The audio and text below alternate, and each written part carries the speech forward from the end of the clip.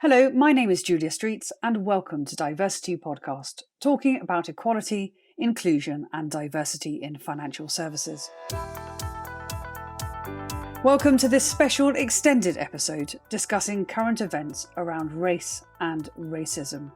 I'm delighted to be joined by a blend of guests and friends to the podcast, as I welcome four voices offering very different perspectives in terms of skills, experience and age. Today, my guests are Donna Herdsman, an award-winning professional services executive, mentor and career coach. Donna was named one of the top senior ethnic executives in the UK and the USA in 2019 by Empower and Yahoo Finance. Dr. Funke Abimbola MBE, CEO at the Austen Bronte Consultancy, advising C-suite and boards across multiple sectors. Paul Monekosso Cleal OBE. He is a non-executive director at Guy St Thomas's NHS Foundation Trust, Kingston University and the National Citizens Service Trust, and he is also an advisor to Sainsbury's and the FA Premier League. And Reggie Nelson, graduate analyst at Legal and General Investment Management, or LGIM, chair of the ACCA Emerging Talent Advisory Group, and most recognised by the media as the young man who went from East London to the city. Welcome everyone, it's wonderful to have you here today for this incredibly important discussion. And let me just do a sort of quick situation update. I think in terms of the context of this, as many listeners will know, on the 25th of May, George Floyd, a 46-year-old black man, was killed in Minneapolis, Minnesota during an arrest.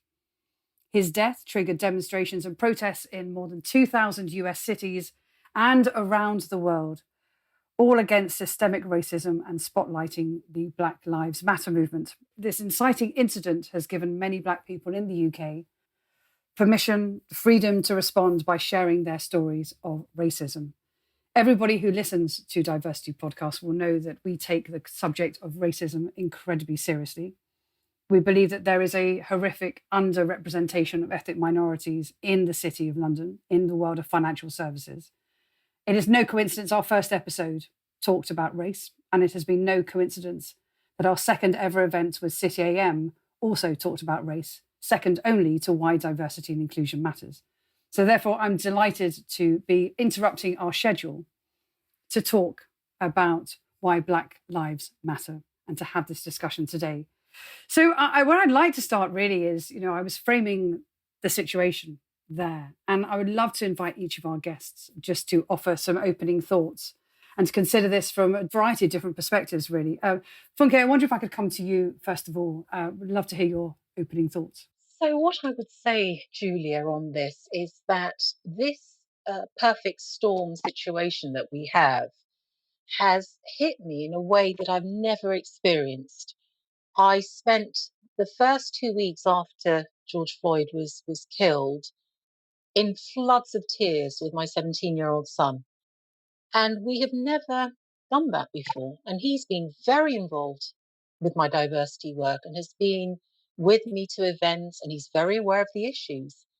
But I think we've now got a situation which is a real burning platform for us to drive change. And that's what I'll say as my opening thoughts on this. And Paul, may I come to you for your thoughts as well? Thanks, Julia. Yeah, likewise. I think everyone who I know has been affected by it in many ways, and especially those closest to me. I think what struck me about it, though, is for once how this has crossed over. I'm sure we'll talk about this as we go through the podcast. It's really crossed over outside of the Black community who have seen these things all too often into something that's really transcended that and gone into the mainstream. And I think we've seen a lot of positive reactions to that, but also some negative as well. So it's really struck me about how it's become such a big issue. And that's a good thing. And we'll definitely get into that, as you say, throughout the show as well. Reggie, keen to hear your thoughts too, if we could welcome you in as well. Oh, yeah, thanks, Julia. For me, it does feel very, very different. There is a real sense of change around this. And I was talking to some of my friends before, and I was saying that George Floyd's death almost reminds me of the Montgomery bus boycott in 1955. Where Rosa Parks took a stand, and that was the catalyst for change in order to sort of eradicate some sort of segregation then. And I feel like it's got the same feel to it now, whereby George Floyd's death has sparked a worldwide sort of revolution, as it were. And I'm hoping that it is for the long term, not for the short term. Yes. Yeah. Thank you. Thank you very much. And Donna, if I could ask you for your opening thoughts as well. For me in particular, it's always felt inconceivable in this day and age that someone could lose their life due to predominantly to the colour of their skin and the failure of another human being not to respond to someone when they hear the words, "I can't breathe." And I think the death of George Floyd has brought into sharp focus for the entire world, due to the help of social media, that these occurrences happen every day, and that there are people who are members of the human race that live in fear from authorities and institutions that by and large we look up to maintain equity in the world and to keep all of us as individuals safe. And, like some of my fellow presenters today, I found that I could not actually write anything, whether it was a tweet or a LinkedIn submission or just my thoughts, without weeping uncontrollably, because I realised that he could have been my brother, my cousin, my uncle, my nephew, my best friend, who was just looking at that day as another day and ended up, never seeing his family or in fact life again. So I think that's why it's now a catalyst, because it's an unacceptable outcome for anybody that values human life. And really what I'm sort of picking up from those opening statements, and thank you all for all of those, is that just how deeply human, personal, the humanity or arguably lack of humanity that's been reflected through it, but also how it's crossed over actually into everyday lives as well as internationally as well, but its potential to be a catalyst for change, which is really interesting. And I'd like now, if we may, just to kind of to move the conversation on just a little bit. But isn't it interesting? It's actually not very far that it has to move, because one of the things that I've been really paying attention to recently is the conversation around institutional racism and how that reveals itself in everyday life. And I would really like to get into how racism reveals itself in organizations and really what businesses need to do to recognize it and do something about it as well. Donna, may I come to you first of all? I would love your thoughts on that question about institutional racism. The issue around racism in institutions kind of makes it sound like racism is an overt practice, that it's obvious and it's seen and it's transparent. The way I've experienced it does not come across that way.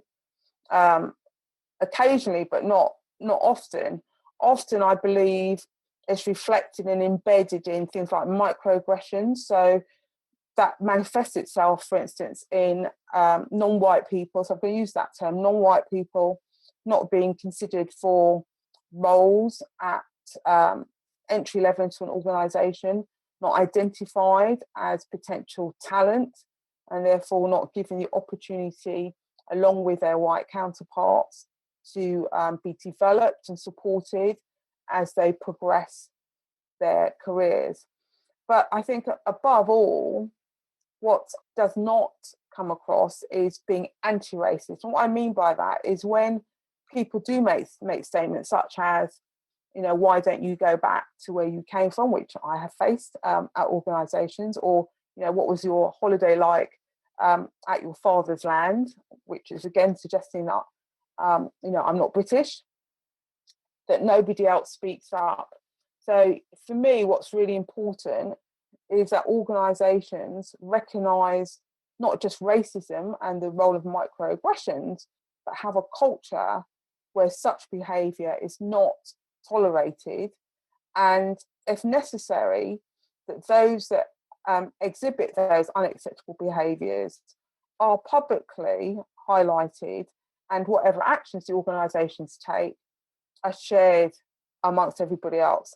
And the key to me is leadership. Leaders that walk the talk and have actions that support and embrace the fact that all their employees and everyone that works for them, and in fact also their stakeholders and their supply chain, it's about giving people equality of treatment, respect for them and their thoughts, and the space to listen and allow them to contribute to the organisation as a whole.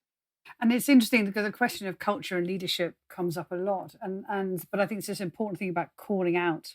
Paul, can I bring you in at this point? I would love to hear your thoughts as well from an organisational perspective about, how does racism reveal itself to you, and also what organisations could be doing to address them. I suppose the most obvious way in which racism reveals itself in organisations is when you look at them from the outside or from the inside, and you see mostly white people at the top and mostly black people at the bottom, broadly, and that's typically what happens. And I see that in professional services where I've worked for many years. I see that in the health service where I'm a non-executive director now.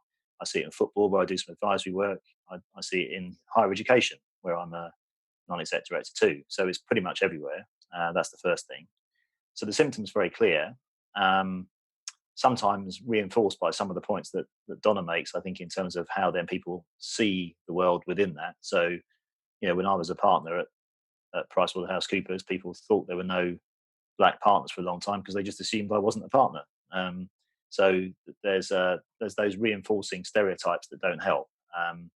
So that's the manifestation. It's very much about lack of representation at the top, and usually also over-representation at the bottom in low-paid, fairly menial jobs. And we've seen the effect of that with the virus recently too.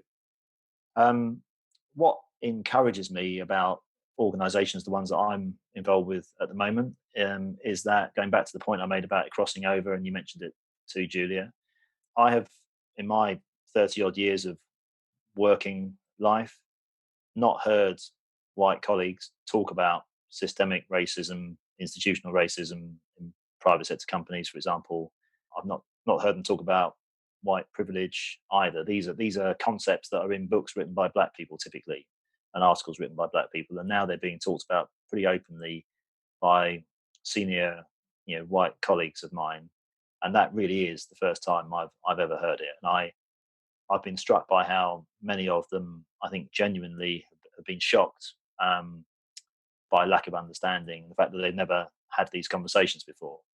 And clearly, to change things, change is often usually in the hands of the majority. So that's a really important change. So when Reggie says that he hopes change will come from this, the source of the change has to be influential white people in large part, fired up, of course, by the rest of us, and encouraged and given some guidance too.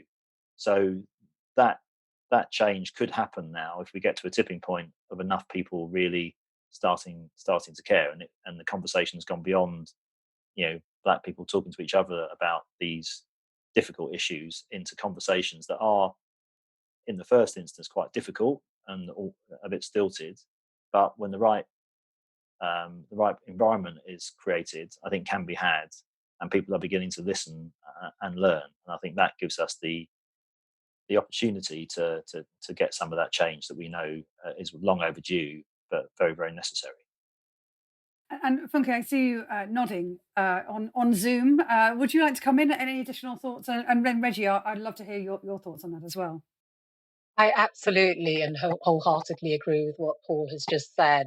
I have seen a real sense of urgency from all of my allies who aren't black, every single one. So whether that's my close friend who'd be mortified for me to name her on this, who's a white Jewish mother of 2 young children, married, and lives in a very, well-to-do part of London, and has always been a strong advocate and champion. But she contacted me specifically around action. She said, "We've been talking about this for years. What action can we take?" I had the same from my 5 core group of white male allies, all of whom have slightly nuanced aspects to their allyship. And this has been a journey for me to appreciate as well, because I have one white male ally who's the first in his family to go to university and comes from a mining background. I have another who is from a more privileged background from the north of the country and had probably more middle class upbringing, and so on and on and on. So there are nuances I now understand with allyship, and we can't just say you're white ally or white male ally.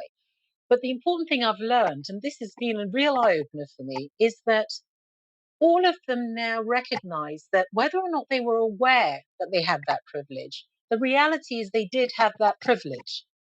Because for half of them, they didn't because they didn't think anything of it, right? They're not conscious that they've got this privilege.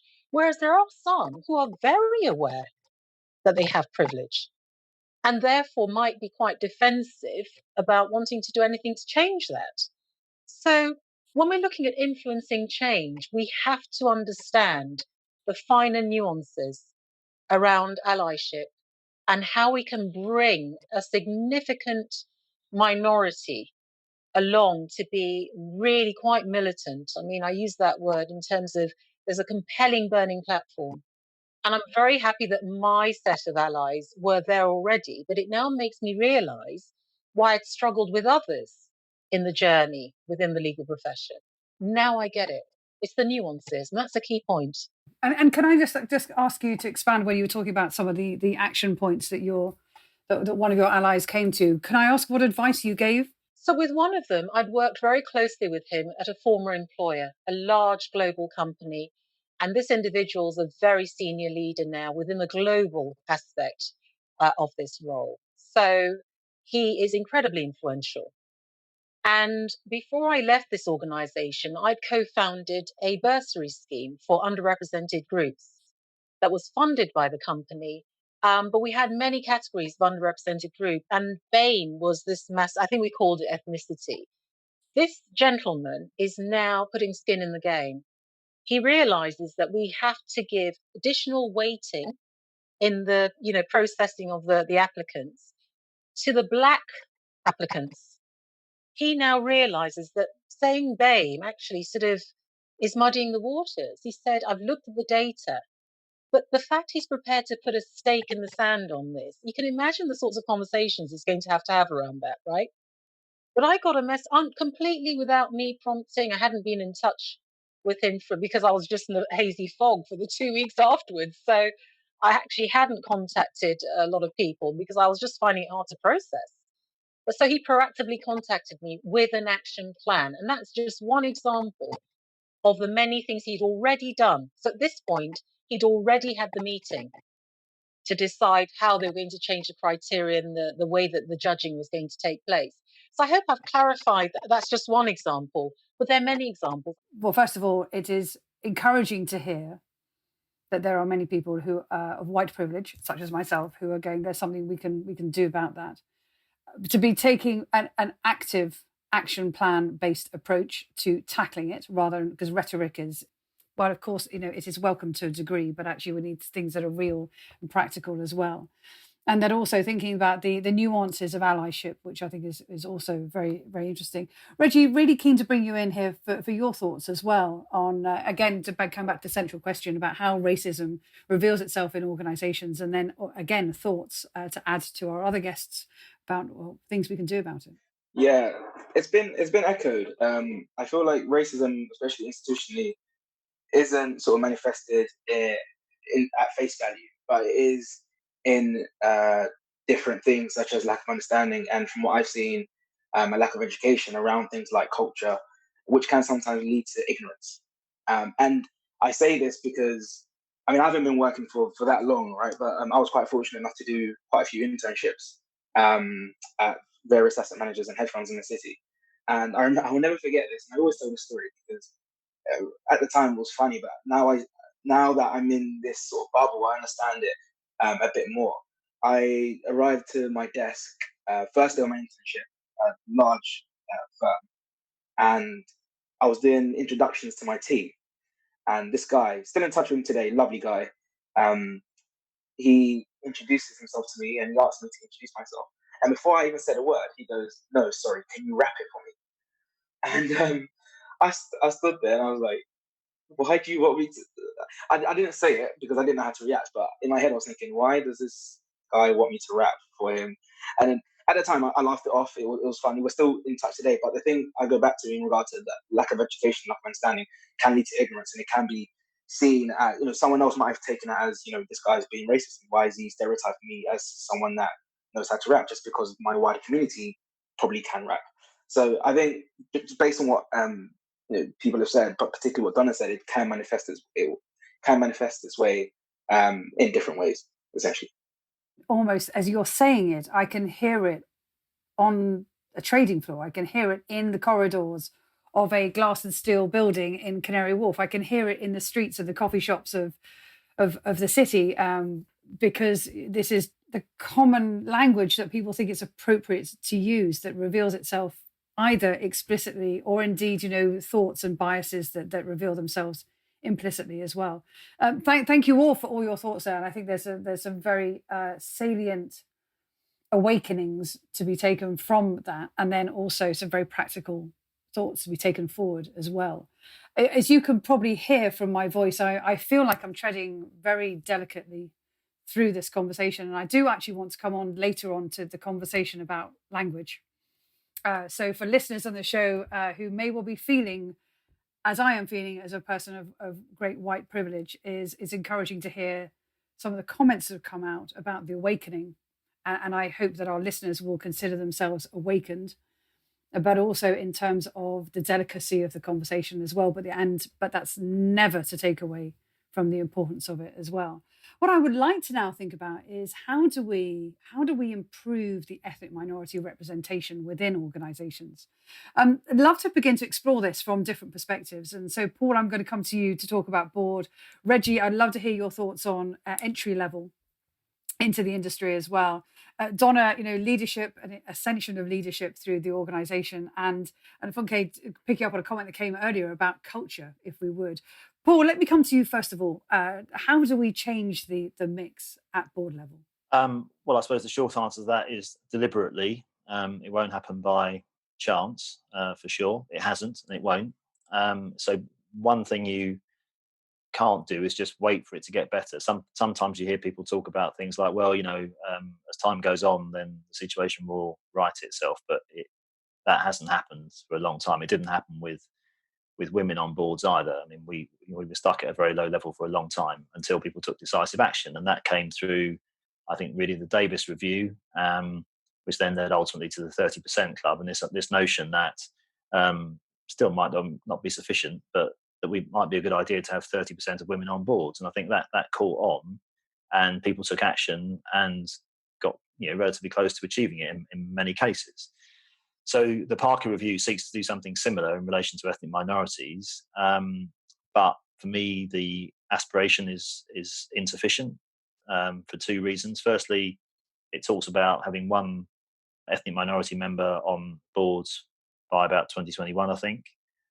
Probably optimistic actually, but to me not enough for a couple of reasons. One, black and ethnic minority covers a whole range of different minorities, so one person is actually doing the job of several in that sense and can't be representative of everybody, although being non-white is a helpful, and there are some common perspectives to it. So I think that's not really enough diversity in the first place. Secondly, though, I think it's important to recognise the dynamics of this. And I've been the only minority on a board on many occasions, and it can be a pretty lonely place. When difficult subjects like the one we're talking about come up, and you're the only minority in the room, try having that conversation and see how much you get in terms of support from around the table. Often not a lot. So you need allies around the table, and often people on this sort of subject, you need people who are also from minorities. And as I say, the first diversity point also stands. So I think the Parker Review isn't really going to do enough if it just seeks to get one minority person on board, but it's a start. I also think the experience from getting more women on boards showed there was a difference between executive positions and non-executive positions too. So it's easier with non-execs in the sense that you can put people on, you don't have to get them through the whole organisation, and that talent management issue is often more a problem for organisations because they've got maybe 2 or 3 top layers without any black or ethnic minority composition. So the executive side takes time. That's been seen through the progress that's been made on gender diversity, but you can do it quicker on the non-exec side. So that's perhaps a place to start. But there's a long way to go, and as other people have said, standing in the way of all of these are the day-to-day small things that add up. Individual decisions that, on the face of it, you might be able to defend a promotion or not. When you aggregate them together, you end up with the situation we have with very, very few black and ethnic minority people. So you have to get below that level and do something structural to deal with the structural problem, essentially, and not try and hope that individuals will somehow change their behaviour collectively over time. So it's a matter of really dealing with the aggregation of all those minor incidents, decisions, etc., and finding a structural approach to dealing with that eventually will come through to better board representation. But to my mind, starting with the non-execs is the quickest way to make some progress and actually open up the right sort of conversations at that level. Yes, and another thing that people do talk about a lot is the role of recruitment firms and thinking about, are they putting forward board candidates, and then also the board advisors in holding the boards to account on, have you looked at all your candidates as well through a very severe lens, not a wouldn't it be nice tick boxing lens. Reggie, I'd love to. I've come to the other end of the structure, but you are well on your way. I mean, we've spoken before about your incredible career journey, that you are on this flight path of extraordinary ascension. But I would love to come to you on your thoughts, because I know you spend a lot of time also mentoring young black and ethnic minority candidates as well. Is thinking about the pipeline for a new entrant into the industry as well. Yes. So for me, especially from a grassroots or entry level standpoint, I feel like in the near future, if we do want to see a real change, then the recruitment and how these large institutions recruit definitely needs to adapt and needs to change as well. I feel like with these hyper competitive firms, they recruit, for example, from a particular pool of academic institutions, namely Rush Group universities. And there is nothing wrong with recruiting from these institutions at all. But if firms want to see a wider diversity and sort of narrow that ethnic disparity, then you do need to cast that net further out and wheel in wider talent, because there is talent up and down the country, right? For example, if you look at Ruskin University, they're made up of about 75% white students and around 4% black students. So if you do recruit from these same pools, then it doesn't really make sense that you want to widen your diversity, but you're still looking in the same environment, right? And the thing is, black people, it's not like black people aren't applying to university, right? They are. I mean, they're twice as likely to apply than their white counterparts, but there are several different factors that impede them from getting into these sort of elite institutions. And I think this is where class plays a part as well. Class definitely does sort of have a foothold in this. And if you look at young students from disadvantaged areas, they're more likely to drop out, more likely to not get to honour or first, and in regard to graduate employment, they're less likely to achieve than their sort of advantaged peers. And from a social mobility standpoint, or from a social disparity standpoint, if you look at black and mixed heritage people, they make up a large proportion of that in the sort of council estate environments and the socially disadvantaged environments, followed by Pakistani and Bangladesh. So all of these tie in together to almost put almost like a headwind for young black talent. And I feel like the quicker firms understand that and they grab onto that and they are able to incorporate that in their recruitment process, then it will create a fairer and level playing field.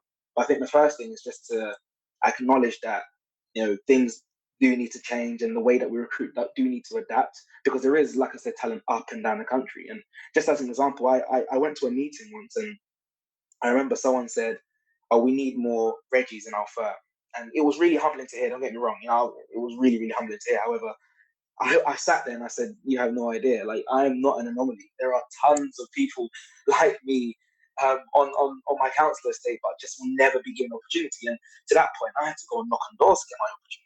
I didn't have the opportunity given to me, and not everyone's going to go knock on doors to get this opportunity. So it is really people from those type of environments are really on the back foot, and the quicker firms can, number one, adapt their recruitment processes, and number two, acknowledge that sociability does play a big part in this. I feel like in the long term, we will get to where we need to be. Absolutely. And I would recommend everybody have a listen to the podcast episode that we interviewed Reggie about his career journey. And it is incredibly inspiring. But it also really strikes me that so many, we've got a thumbs up from Funke over the Zoom platform, which listeners will not be able to see, but you'll be able to hear for sure. But that's huge champions of everything you've done, a huge support of everything you've done, Reggie, and you're incredibly inspiring. Donna, could I come to you from a perspective of leadership ascension, thinking about the career journey, and it's come up a couple of times within this conversation about leadership at the top, but also the next levels down as well. And what role and what must that level do in order to basically attract greater Black and minority ethnic talent into the industry as well? So thanks, Julia. I think, one of the things they can do is the point that Paul made around the very visibility of the organisation. So definitely I'm seeing, within the networks that I frequent, especially around millennials, and I'm also a school governor. So when I hear the children speak or students speak at schools, they look at an organisation, and the look of that organisation gives them an indication as to whether or not they believe that is somewhere they should join, because they have an opportunity to both survive and to thrive. And I think each of those points are of equal importance.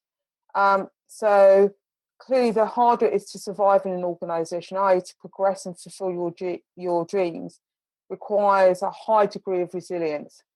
And that can be quite sapping on the soul, and in fact sapping on your ability to sustain your performance level.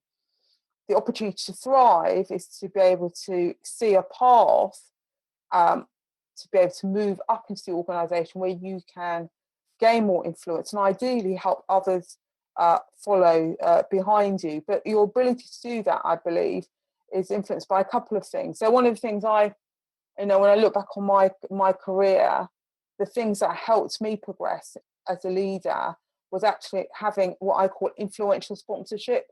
So not just sponsors, but people, when they spoke, the rest of the organisation, and in particular their peers, actually listened to them and took note of what they were saying as it related to both to my ability, but also my potential to develop as a leader.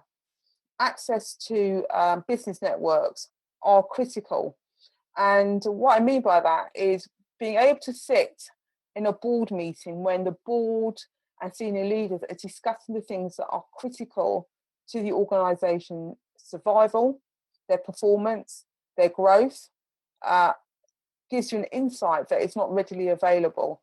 And there's lots of books, and books will give a potential perspective, but being there, seeing how people interact and how they weigh up their options, because nothing's ever black or white, if I can use that term on this call, provides you with, I think it's fire in the belly to begin to embrace and understand how you can contribute positively to those business outcomes. But unfortunately, many people don't have access to that kind of inner chamber experience. And it's quite interesting that yesterday I was contacted by somebody. He's white, he's senior, he's an influencer, and he is really concerned that him going back into the workplace to promote ethnic minority representation at a leadership level will be seen as tokenism.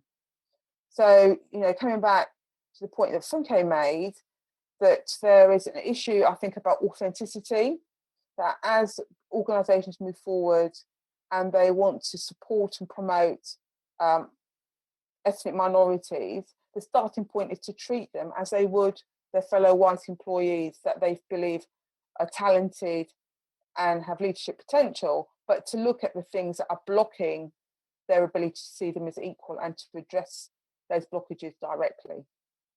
That's really interesting, because I'm sure a lot of listeners will be sitting there thinking, well, I want to do something about it, but does it look like I'm either jumping on a bandwagon, it's tokenistic, or indeed it's going to be too awkward a conversation to be having, when actually this is the time to go lean in, people. Absolutely lean in. And also, I love your comment about take in, right? So take people into your spaces, and because it's only through the experience you get of being present in the room.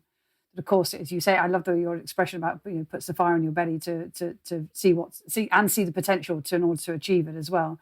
And Funke, if I could ask you to talk about culture, which we have talked about a little bit so far, and then also drive us into kind of the next area that I'm very keen to explore a little bit more, which you did address also earlier, is around allies. So culture and allies. And how does how do you view that in terms of creating more allies and also encouraging a culture where allyship matters? So for me, and this is having had many different types of employer as a solicitor. So I've worked, and this context is really important, so do bear with me. I've worked at 4 different private practice law firms as a corporate lawyer, and I have now worked at 2 global pharmaceutical companies as a strategic business ops, lawyer, governance professional, whatever you want to call it, where law's been the sideline, but essentially I've been a commercial leader. And the distinction is really, really a key one to make, because when you're trying to drive cultural change, there needs to be a way, it's a mixture of both the carrot and the stick. Because the way I put it is, and someone taught me this at a law firm, they said that in their drive to push things forward, they recognize that if you're looking at a group of, across the whole law firm, for example, as being the 100%, all the staff, and 20% of those staff will never get it. They'll be heavily resistant, and they'll have all sorts of reasons why they just don't accept any of what we're saying. And she's had to sort of accept that the 20% of the other end are already on board because they already have a strong moral code or social conscience, or whatever the driver might be for them. They're already there. It's the 60% in the middle who want to do the right thing but don't have the tools with which to do the right thing. And that's what is so important when you're driving cultural change, because you have to be able to leverage whatever burning platforms. Is it going to be the business case? Is it going to be, the customers are more diverse? It's taken me years to appreciate this as someone who does this diversity work outside of my paid role. So there has to be an action plan, carrot and stick. People need to be held accountable. There have to be set measurables around how far have we moved, and that will vary depending on the organization.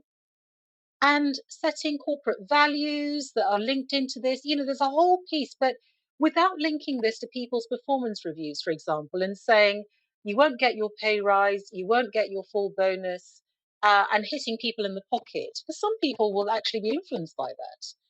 I think you need to have a comprehensive approach to driving cultural change within any organization.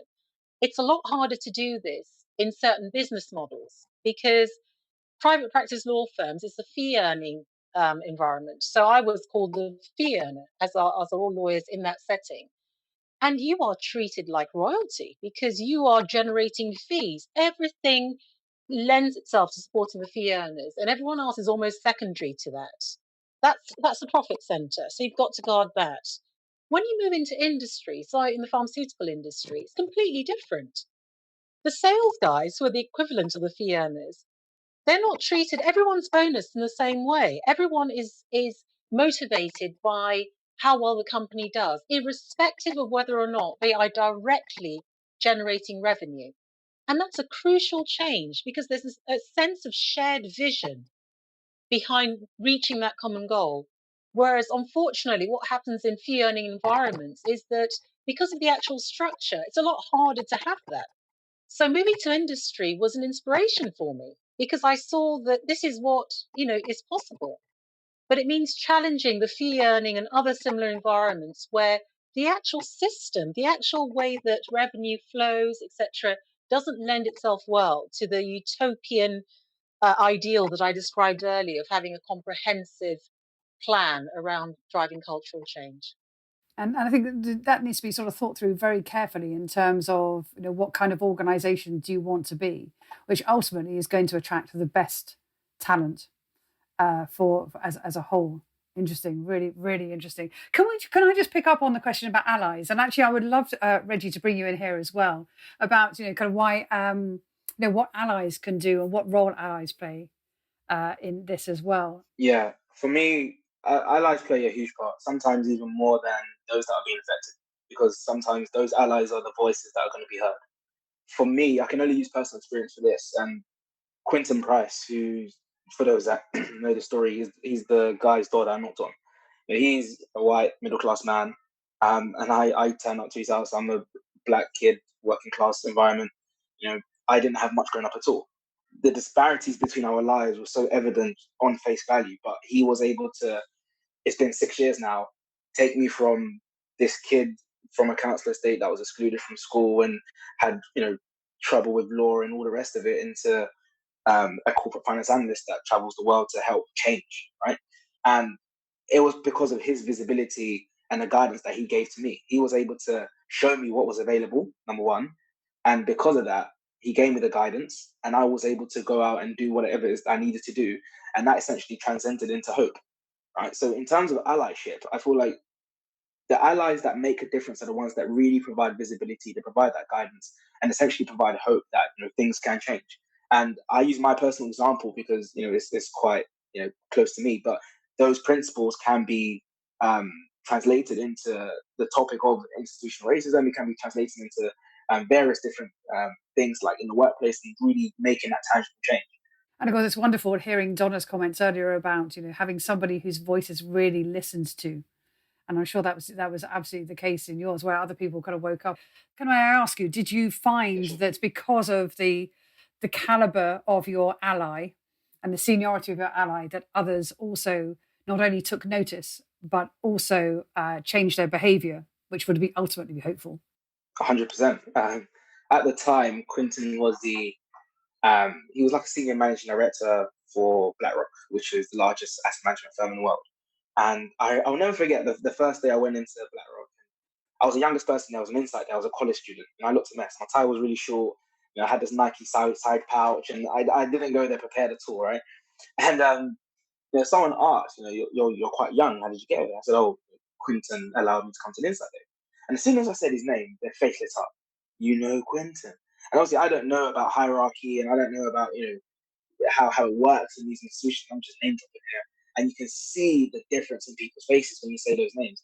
So having someone of that stature, be my sort of sponsor and be my ally, it was able to just provide me with confidence, number one, because I've got someone that, at the time was looking after £944 billion that believes in me. I didn't even know what finance is. I didn't know what an index was. I didn't know what half the thing I'm doing now was at the time. But he saw something in me that I didn't see myself.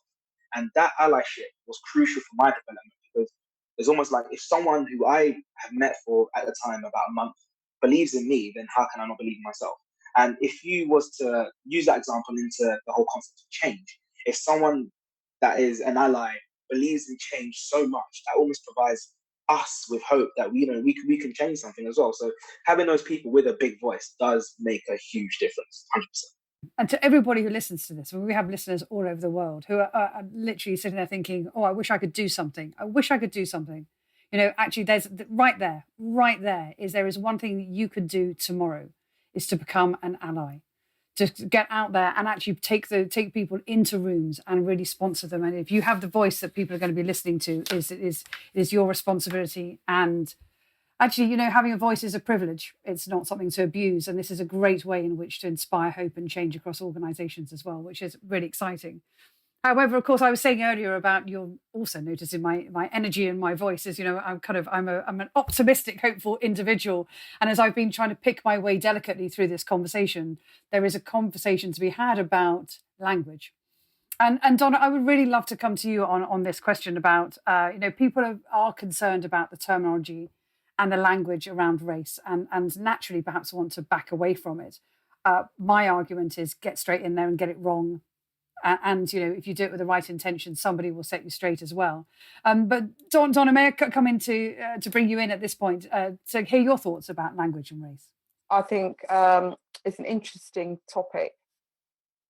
So at a global level, I can understand why government institutions are trying to find a label, and I believe that's what it is, a label to try to group all these people from different and varied backgrounds.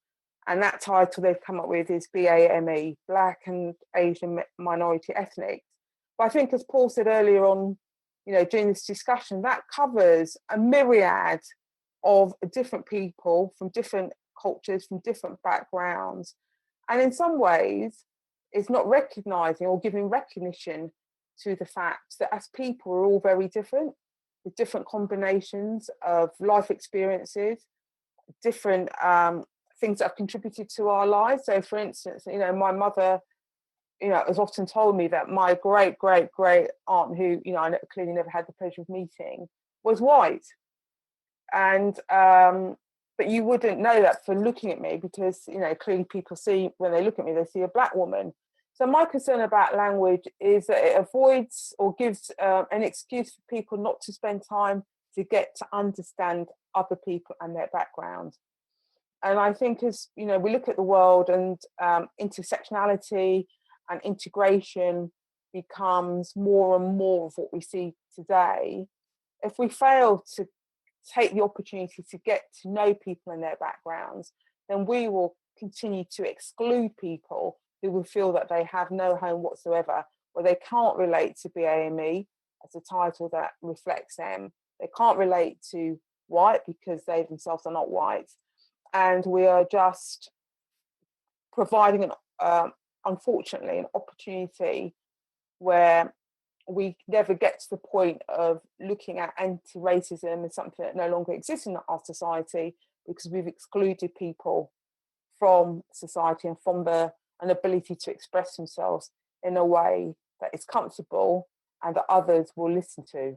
We've talked in the conversation there about talenting and also ascension. We've talked about culture, and we've talked about allies and sponsorship, talked about the language of inclusion, and avoiding some of the easy traps that perhaps some people may well fall into. But I'm interested in discussing the topic of retention. Now, in a previous episode, we interviewed Janet Thomas, who was a previous president of Women in Banking and Finance. When she started her tenureship, she was very optimistic and very engaged by the number of Black young executives coming into the cohort, the membership of Women in Banking and Finance. When she left a matter of years later, she was really quite mortified by how many had not stayed in the industry. And I would like to talk about this topic of retention. And I think it's something we have to really think about. Paul, I would love to come to you first, if I may, on your thoughts. What could be done in terms of encouraging staff to stay when they're on their career journey? Well, I think Reggie nailed it when he used the word hope a bit earlier. Now you come back to how do you give people hope, but I think if people have hope, and you could use different words like belief in themselves, confidence, not only in themselves but in the organisation, because a lot of focus is put on the ability of individuals to progress within organisations, but perhaps not enough is said about the ability of organisations to develop in a way that allows that to happen more readily. But I think if people feel that they've got the opportunity to explore their own sort of boundaries of the career and to get new experiences, and the organisation will give them that, and then give them training and the right feedback so that they can then get promoted, then they'll stay. Why wouldn't you? People leave because that hope isn't there, and that is borne out by their experience, unfortunately. So I think you can say all the right things, and obviously there's lots of organisations who are saying all the right things now. The question is going to be in a year's time, when we look back and say what you said a year ago, did you then do anything? And did the people who are in your organisation believe what you said? Has what you said been borne out in terms of the actual actions that have occurred? And I think if people feel that the promises are being fulfilled over time, they'll get greater confidence and they'll want to stay. But it's not just a kind of overnight transition. People have to see the realities of, my daily work life is better. I don't experience these microaggressions so often. I start to get better opportunities in terms of the jobs I get allocated or the projects I get allocated in my work. I get rewarded for that in terms of pay and promotions. And then over time, I see my colleagues getting the same. I see recruitment of people who are going to be role models above me. And all in all, I look at the world in a different way because I now have hope that my career will develop and I'll stay as a result. Whereas before, perhaps I felt that maybe that wasn't going to happen. So I'll try my luck elsewhere, where ironically, the grass is very rarely greener on the other side either, because this is a very broad problem. So I think organizations have to think very carefully about how they interact with their people and question themselves about why should our black people in the organization trust us? Why should they have hope in us? Why should they stay? And if they can answer those questions, hopefully by talking to those black people as well, then they've got more chance of creating the conditions under which those people will want to stay and progress within the organisation and enrich that organisation in the process.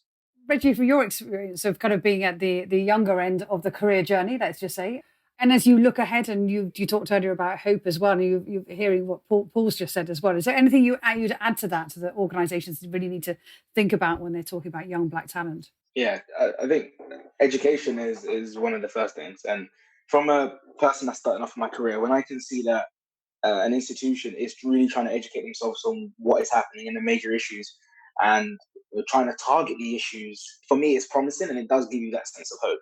For instance, I remember I watched a news interview, and I'm not going to name shame for obvious reasons, but there was a journalist that asked someone in frontline politics a question and said, how many black politicians are in the cabinet?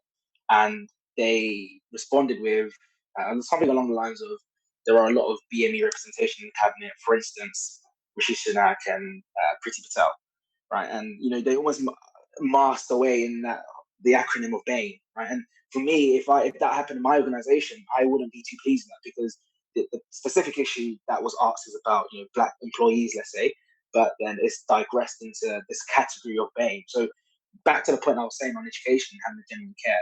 If I can see that my organization is trying to really target the issue and is really showing the genuine care, that for me gives me hope that if I stay here, then that's really going to benefit me in my career development. The next thing is just sponsorship. Sponsorship goes a real long way. Sponsorship and mentorship. I know that they are two different things, but they do go hand in hand. And if me as a young employee can see that there is the right sponsorship behind me and I am receiving the right mentorship in order to develop in my career, again, that for me, there's no reason for me to leave. Right? Being compensated rightly. There's tons of studies out there to show that black employees are sometimes disproportionately paid less than fellow counterparts. And simple things like rectifying that, again, will allow retention to happen. If I'm having a coffee with my colleagues and I find out that we do exactly the same work but he's paid more than me, then it does pose questions inside of my head as to why that is the case. So just ensuring that the colleagues are rightly compensated, again, is one thing to bear in mind.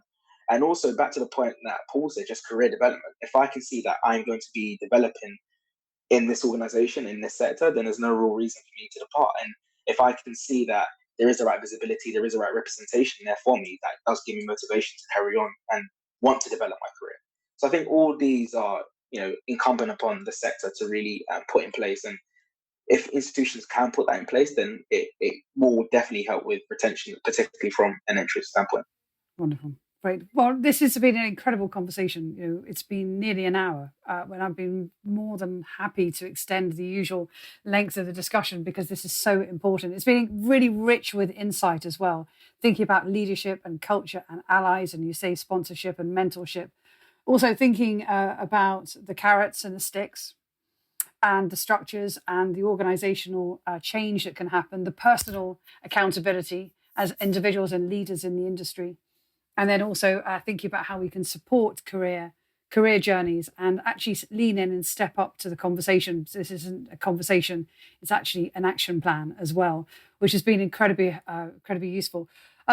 I am very mindful that we could have talked for so much longer. I mean, one of the things I do want to talk to, and I will commit here and now to, is I want to talk about the Race Inequality Report. And I also would like to talk about self-care and mental well-being during this time as well. Funke, you talked at the very beginning about how personally this has affected you and your family as you've been sort of watching the news and events and what that has meant in terms of your personal review of everything that's going on, but also what this means, of course, as we go through our daily lives as well.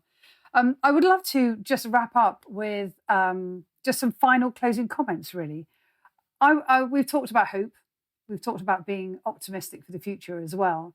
I would love to hear from each of you about, what are you optimistic about? And Donna, perhaps I could come to you first of all. Optimistic. I think I've always had a huge degree of optimism because I found that essential for my ability to navigate my both my corporate career, but also my desire to achieve a better life for myself and be able to support and help my family as well. So optimism, I believe, is ingrained in who I am. But if I look at the need for optimism beyond myself, I think we're at an inflection point where we have the ability to commit as a human race, because I think, as Paul said, it's going to take all allies working together for racism to be eradicated, but above all for equality for everyone to prevail. That if we put our minds to it and we call out those who are not prepared to step up and contribute fully to the fairness that we know should and must exist in the human race, that there is nothing that we collectively can't change. I think we also have to recognise that this is a journey. Lots of people are calling for lots of changes very quickly. My concern about that would be that it's going to be window dressing. But if we commit, and we as leaders, because I believe everybody is a leader in some capacity in their lives, to showing people how to make equality a reality, then really there's nothing that we can't do. Wonderful. Thank you very much indeed. And Paul, let me come to you next for your closing comments, reasons to be optimistic. Well, I'm always an optimist anyway. I think the bit that gives me optimism, as I've said earlier, I think is the fact that these conversations are happening, and they're happening at the top of organisations, in rooms full of mostly white people as well, but happily not solely white people, because that wouldn't be much of a conversation. That's kind of the point of all this. So I'm very optimistic about that, and the fact that we might, yes, be getting to a tipping point where more people really understand. And it's frustrated me for many years that some very bright, brilliant people that I know simply haven't taken any of these points on board before about structural inequality, and have thought that because they're good people, then everything will be all right. And it isn't, and it won't be. And I think people are understanding that. And it's a negative thing for people to have to understand, but it's a necessary thing for people to understand. So I think we're getting past that point where people can deny that this is a problem anymore, in large part, and we'll have enough momentum, I hope, to achieve some progress. It serves no value at all to anybody in society to have a whole group of people, all the people like Reggie, as he says, there's many people like him, for them not to have the opportunities that their talent deserves. That's not only a waste from their perspective, it's a waste from all their perspectives, including the organisations. We'll get somewhere if people talk more, if they trust each other, if people are willing to give their organisations the benefit of the doubt for a bit when the organisations show a genuine move towards change. I hope that will happen. But as I say, it's a two-way street. Both the individuals and the organisations they work into have to commit to work together on that. And that first step is talking. And that's why I'm optimistic. So, Reggie, let's hear your final thoughts about what you're optimistic about. I think the main thing I'm optimistic about is definitely being part of the movement that would hopefully allow a lot more people that look like myself and are from the environment that I grew up in enter into these institutions that can, quite frankly, change someone's life. Right? I mentioned it before, and I think Paul echoed it as well. There are tons of people out there that are like me, that are, they are bright, they are so tenacious, they are so willing, they're driven, they have all the right skill sets to make a fantastic career in these corporate institutions, just as an example. But just because of where they live, or just because of the color of their skin, they won't be given that sort of fair level playing field. And I think that cuts me deep, because that could have been me, right? And I don't want people to go and knock on doors. I don't want people to go and do something that is so sporadic or out of the box just so that they can have their voices heard. I feel like it should be a norm for people to have a particular opportunity based on how competent they are, not by other factors like that what class you're from, or any other factor. So I am really, really optimistic that there are going to be a lot more people that look like me, are from the same background as me, getting those opportunities, and it won't be too and far between. And Funke, let me bring you in for your final thoughts, your reasons to be optimistic. I have two reasons to be incredibly optimistic. The first reason is that this environment has led to a more widespread acknowledgement that racism actually exists. The second reason is that on the flip side, I feel there's a more widespread acknowledgement that privilege exists. Because until now, we've spent so much time trying to actually explain that racism does exist and been under so much pressure to tell our stories and, very draining activity, that now there seems to be more awareness of the fact that it's not down to us as Black people to take on that education piece. It's already difficult living with the day-to-day challenges. There's a much better understanding of the responsibility being put on someone who's not Black to read the right books, to look at the resources of which there are an abundance. So I feel, I think it's wonderful. I think that books like White Fragility really, really help allies and others who are privileged to understand the nuances around that privilege. And that's what makes me really optimistic. The education piece is much better managed now, and it takes the pressure off us. It takes the emotional day-to-day toll of having to find and remember very upsetting examples of things that have happened to you and relive them every time you're telling the story. We don't feel we have to do that as much anymore. So that gives me huge hope for the future.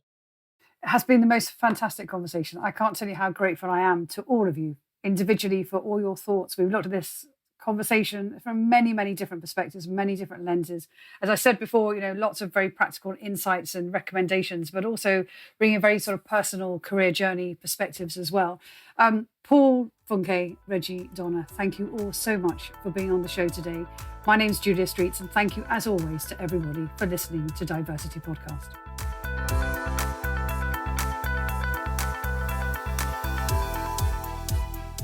This episode of DiverCity Podcast was produced by me, Kieran Yates, on behalf of Julia Streets Productions. Thanks to Cynthia Akinsanya for her insights. You can find out more about the guests on this week's show on our website, DiverCityPodcast.com, and that's diversity with a C, not an S.